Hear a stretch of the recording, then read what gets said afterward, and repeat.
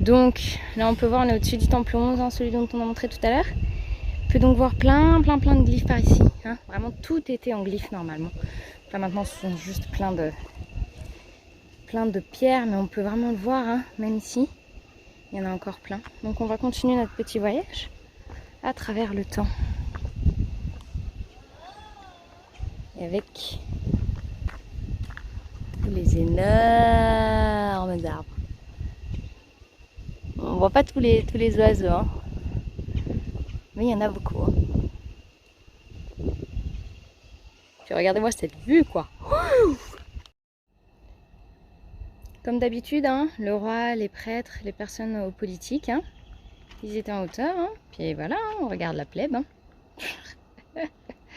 Bon, après, c'était différent, faut pas oublier. Hein, la vie maya était différente, hein, de ce que nous, on connaît, hein, par rapport à ce qui se passait en Europe. Hein. Mais comme d'habitude, hein, on peut voir vraiment les glyphes et l'histoire racontée sur les murs. Comme la chanson. Bon, là on voit pas trop puisqu'il y a l'arbre, mais normalement là derrière, comme tout à l'heure on pouvait voir, le jeu de pelote. Voilà, ici on le voit mieux. Hein. Très belle vue. Hein. Très beau site. La chaleur est un peu écrasante parce que c'est une chaleur humide. Alors même qu'il fait bon. Hein. Enfin voilà, hein. On a déjà eu des températures plus chaudes. Mais ça va être compliqué le reste de notre voyage, hein, puisque là il va commencer à faire vraiment cette température là longtemps. Donc ça veut dire potentiellement plus mal dormir, donc il va falloir qu'on cherche des moyens d'adaptation. Parce que là si la température tous les soirs est autour de 30 mais avec une humidité de plus de 80, comme un peu à Veracruz, mais Veracruz il y avait des endroits où on pouvait se poser, trouver des endroits un peu hors de ville. Là pour l'instant on n'a pas encore, on a surtout été dans les villes. Donc on ne peut pas ouvrir totalement la porte, donc on va voir ça plus tard.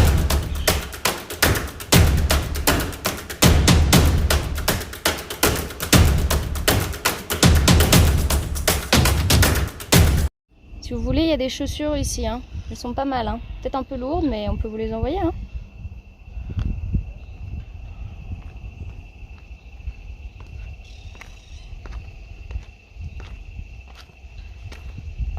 Puis bien sûr, comme d'habitude, surtout ici, ce qu'il y a beaucoup, et ce qui est plutôt marrant, c'est des bonnes têtes.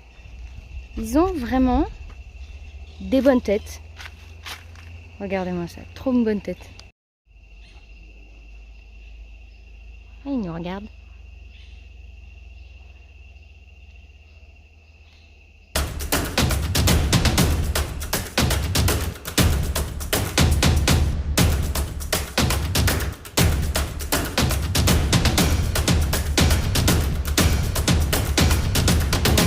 Sculpture zoomorphe comme à Quirigua, ainsi qu'une stèle vraiment bien conservée comme d'habitude. Hein. Donc on voit bien les personnages et puis on monte, on voit en plus les couleurs encore. Hein. On voit les crocodiles ou serpents. Puis là celui-là est particulier parce qu'en plus on voit les trous à l'intérieur. Donc voilà, on continue notre petite visite.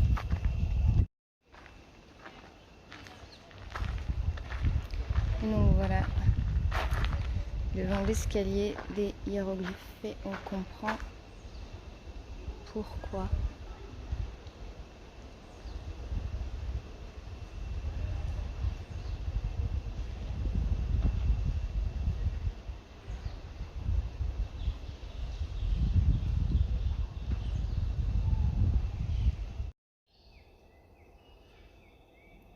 Vraiment les glyphes sont particulièrement bien remis en valeur. Donc en fait, concernant l'histoire de cet escalier, qui fait 21 mètres de haut et 63 marches, toutes les glyphes en fait, le chercheur au début du XXe siècle les a peut-être mis dans le mauvais sens. Donc c'est pour ça qu'en fait aujourd'hui on ne peut pas tout déchiffrer. Mais en tout cas sur les côtés déjà ce qu'on peut être sûr c'est que ce sont des animaux fantastiques de la période Maya. Au milieu, bien sûr, un roi, potentiellement de ces siècles-là. Et en fait, on voit peut-être pas très bien à la caméra, mais les glyphes,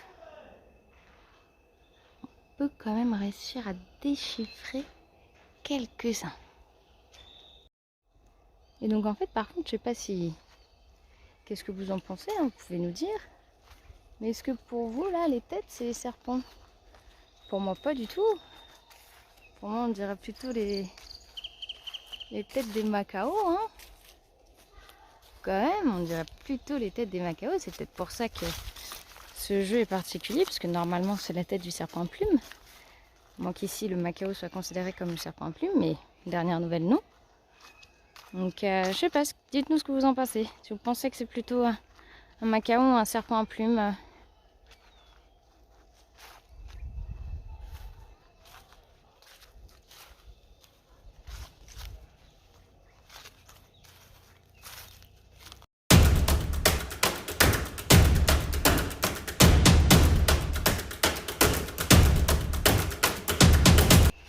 Donc voilà, en fait, c'est là. Buenos dias. Ce sont les stèles, avec encore les couleurs en plus. Probablement érigées par 18 lapins. On aime bien son petit nom. Donc voilà, toutes les stèles ont potentiellement été érigées par lui. Il commence à faire très chaud.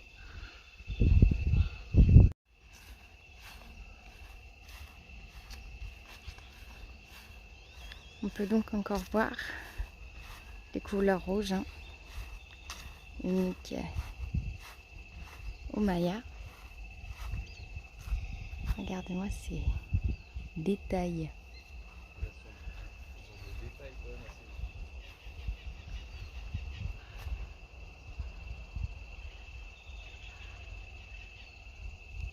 Même jusqu'au petit bout du cou.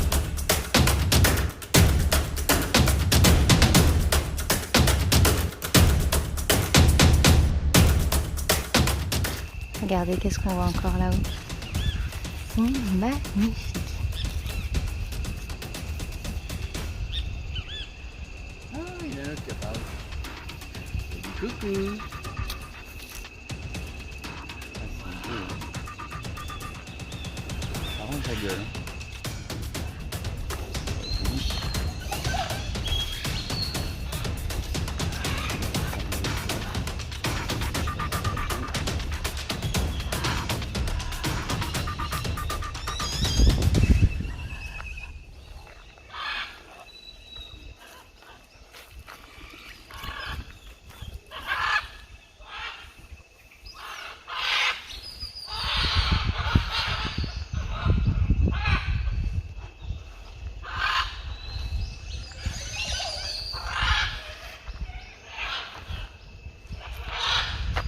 Il nous regarde.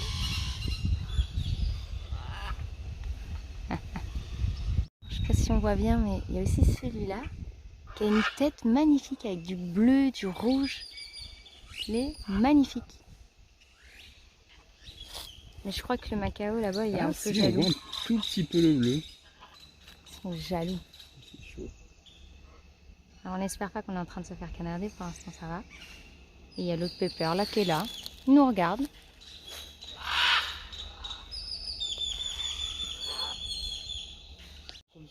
Il nous sortit sa petite tête.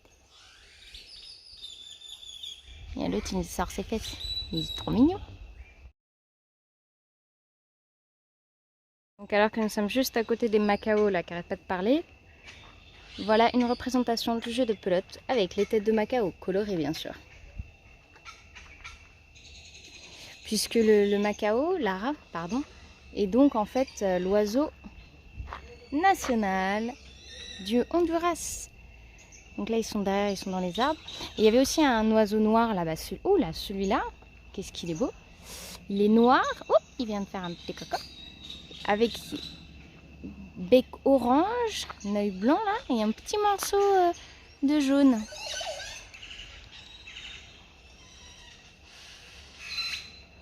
Regardez-moi ça, il est beau celui-là aussi.